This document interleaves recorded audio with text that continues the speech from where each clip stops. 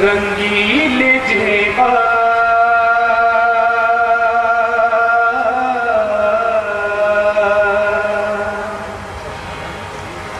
हर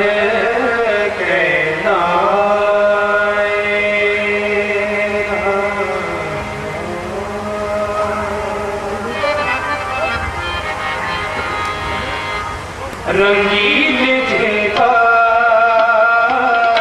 हरि के नाए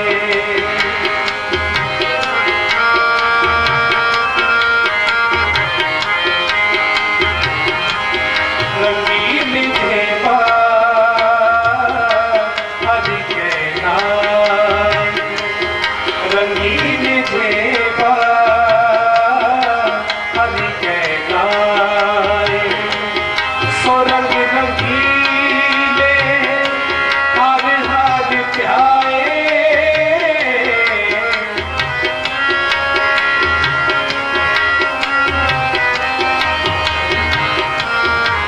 रंग रंगीले हर हाल प्याए रंगील जेबा हरि के नाए रंगील जेबा हरि के नाए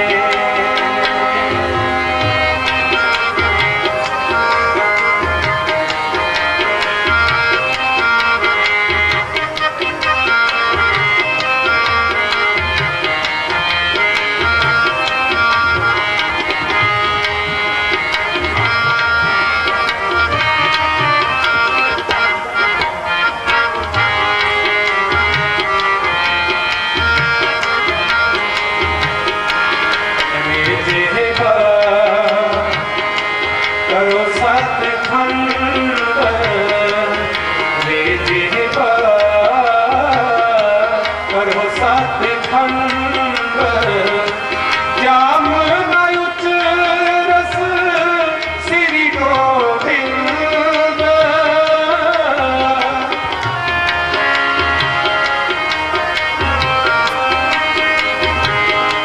जाम नयुच रस श्री गोविंद श्री गोविंद रंगील जेबा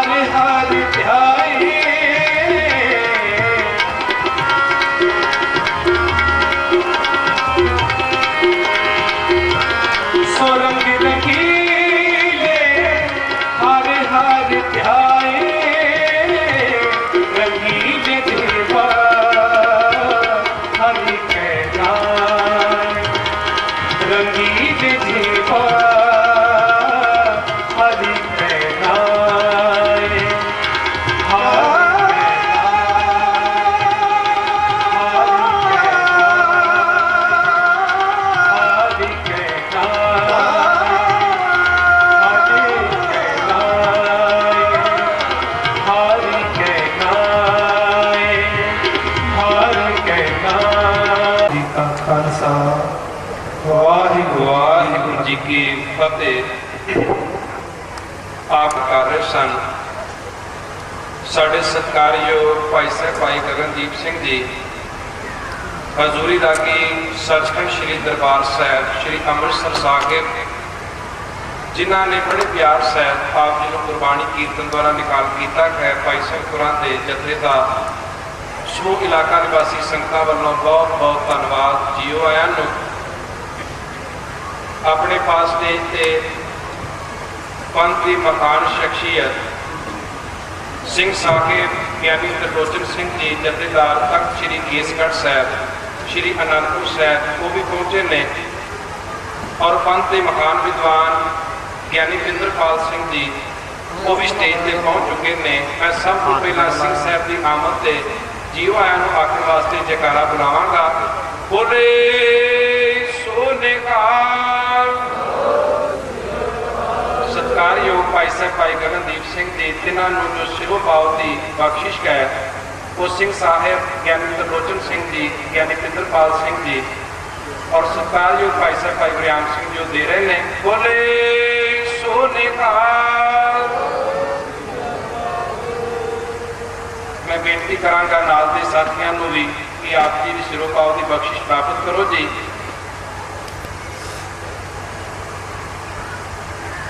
स्टेज उत्ते साडे सत्कारयोग बाबा गुरमेज सिंह जी कार सेवा खडूर साहब वो भी स्टेज उत्ते सजे ने।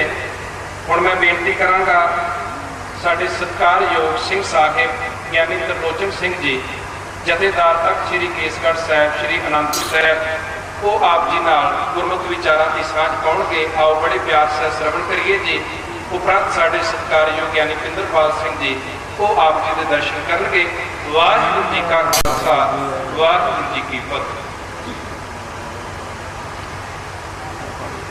श्री वार शहीदी गुरपुरब नूं समर्पित करवाए जा रहे गुरमुख समागम में शामिल समूह साध संगत वाहिगुरू जी का खालसा वाहिगुरू जी की फतेह। असीं तुसीं वडभागे हाँ जिन्हों गुरु ग्रंथ साहिब महाराज की हजूरी विच जुड़ बैठण का सुभाग अवसर प्राप्त होया ਅਤੇ गुरु ग्रंथ साहिब महाराज की हजूरी विच धन गुरु अर्जन देव महाराज जी जिन्हों आपां शहीदां दे सरताज बाणी के बोहे के नाम के नाल जानते हाँ, उन्हां दा शहीदी दिहाड़ा मनाउण वास्ते गुरु की हजूरी विच इकत्तर होने का सुभाग प्राप्त होया। गुरु अर्जन देव महाराज जी के समुचे जीवन के पंछी झाक मारीए तां भी गुरु पातशाह जी के सारे जीवन कौतुक बारे असी कुछ भी वर्णन नहीं कर सकते। गुरु पातशाह जी का जन्म माता भानी जी की कुंभ तो गुरु रामदास महाराज के गृह विखे गोइंदवाल साहब विखे होया। आप बहुत सारे विद्वान सज्जन संगत च बैठे हो। स्टेज के उत्ते पंथ प्रसिद्ध विद्वान जिन्हों के उत्ते गुरु रामदास महाराज की बख्शिश है, कलगीधर पातशाह जी की बख्शिश है, ज्ञानी पिंदरपाल सिंह जी शशोभत ने। गुरु पातशाह जी के बाल कौतुक भी पढ़िए कि जदों गुरु पातशाह जी का मंजा हिलाया कहन लगे कौन है। गुरु अमरदास साहब महाराज के बचन सन कौन है, तो बीबी भानी जी कहन लगे तुहाडा दोहता। तो गुरु पातशाह जी ने बचन किए दोहता बाणी का गोहित। जदों चढ़न की कोशिश करते हैं कहन लगे काली ना करो, समा आउण ते तुसीं इसे गुरता गद्दी के उत्ते सुशोभित होवोगे। ये गुरु अमरदास साहब महाराज जी नाना सतगुरु जी ने वचन बचपन में ही कर दिते।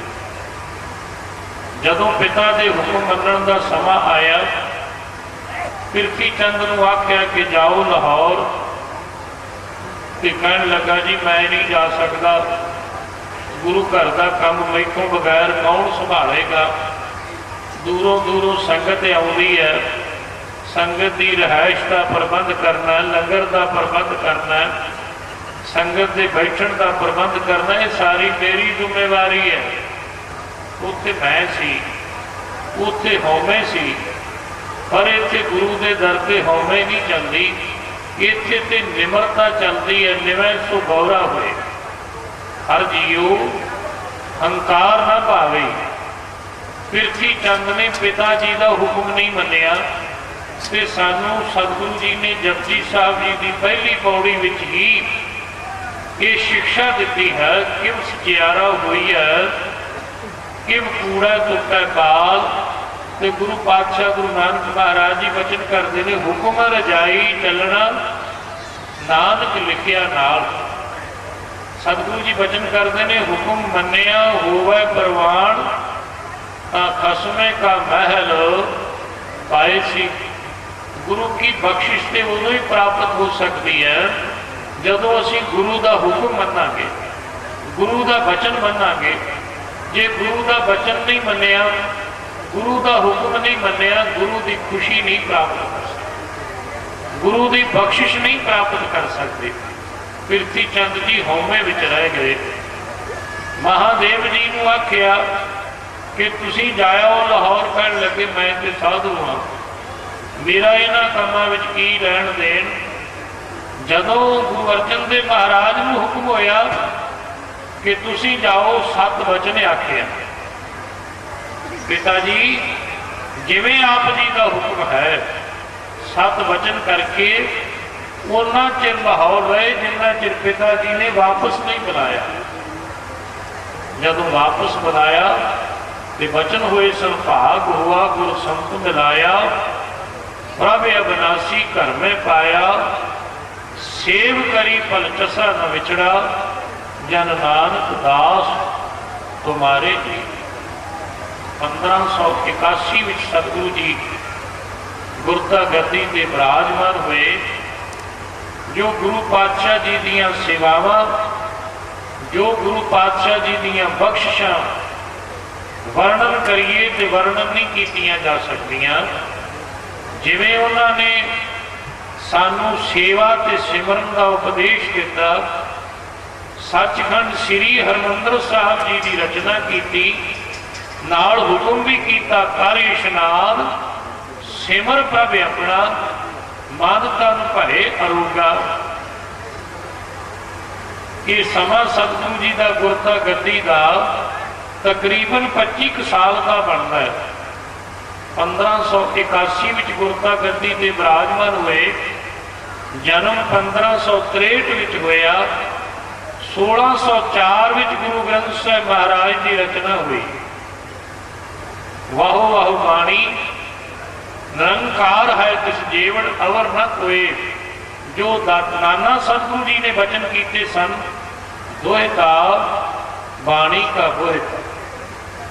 मैं बहुत ही छोटली वचन कर रहा क्योंकि आप जी के नाल ज्ञानी मिंदरपाल सिंह जी ने खुल के विचारा करनिया ने। पूरे इतिहास को आप जी को वाकू कराना। जदों रिश्ते की गल हुई 6वें पातशाह जी की, तो उस वेले चंदू कहन लगा चुबारे की इट मोरी नूं ला दी है। तो संगत ने दिल्लियों लिख के घलिया, महाराज इन्हें अपने आप को चुबारा दसिया ते गुरु घर नूं मोरी दसिया, इसका रिश्ता प्रवान नहीं करना।